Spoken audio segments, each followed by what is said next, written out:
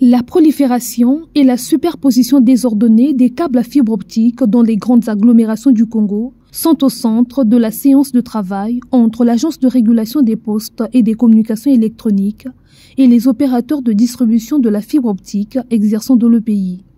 Brazzaville et Pointe-Noire voient leur environnement aérien dégradé par ces câbles qui ont un impact sur leur image. Dans certaines zones, ces câbles traversent de grandes artères, compromettant ainsi le bon fonctionnement des infrastructures routières et de télécommunications.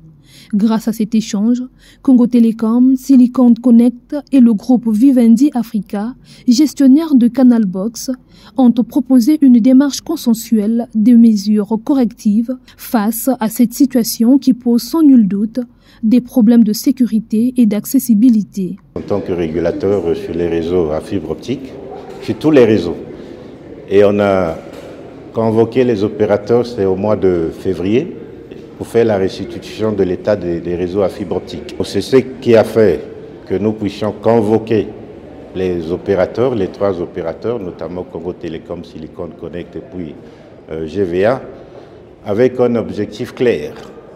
Bon, déjà, le but de la convocation, c'était cette prolifération des réseaux à fibre optique aérienne, notamment du point de vue déploiement, qui ruinait un peu, qui créait des nuisances au niveau du paysage urbain et aussi même gênait la circulation pour des véhicules de haute et de moyenne taille.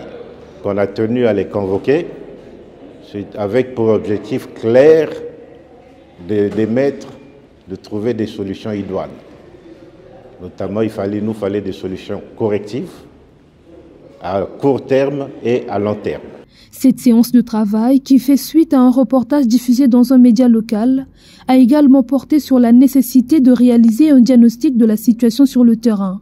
Cela permettra d'identifier les pratiques inadaptées dans le processus de connectivité des ménages.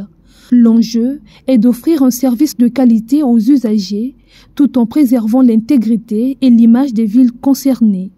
3 mesures correctives ont été préconisées par le régulateur. Premièrement, il est recommandé que les opérateurs fassent le groupage de leurs câbles et les étiquettes de façon à ce que nous, régulateurs et la population, arrivions à les identifier. Alors, la deuxième, c'est de rapprocher les points de branchement optique des habitations. Connaissant que le problème de désordre sur les câbles, c'est au niveau des câbles de raccordement, pas les câbles de transport. Donc on a retenu que les points de branchement optique, sinon les PBO ou les points de branchement des abonnés, soient le plus proche des abonnés. Troisième point concerne l'enfouissement des câbles. C'est une mesure idéale pour éviter cette pollution visuelle. Donc nous, on recommande, on enjoint que là où c'est possible, que ce soit obligatoire. Cette situation traduit en réalité une multiplication anarchique des installations de fibre optique en milieu urbain.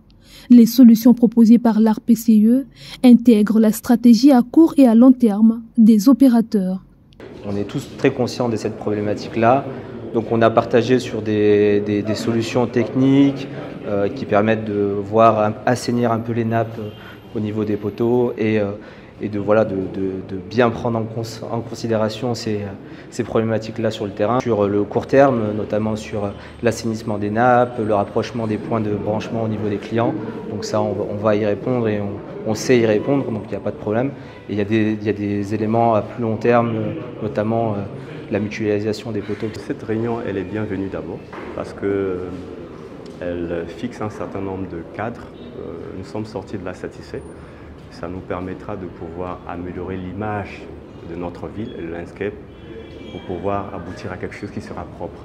La politique de Congo Télécom, c'est d'abord l'éducation de tous ceux qui travaillent sur notre réseau. 2, ça sera le contrôle, pour regarder si ce qui est dicté est réellement fait dans les normes, comme c'est dicté. Et après 3, celui qui n'obéira pas, on sanctionnera. Par cette démarche, l'ARPCE réaffirme son engagement à apporter un appui conséquent aux acteurs du secteur afin d'impulser le développement du numérique dans un environnement rigoureux, équilibré et durable, conformément aux normes en vigueur. Le régulateur et les fournisseurs d'accès à Internet ont convenu de poursuivre les échanges selon un planning précis.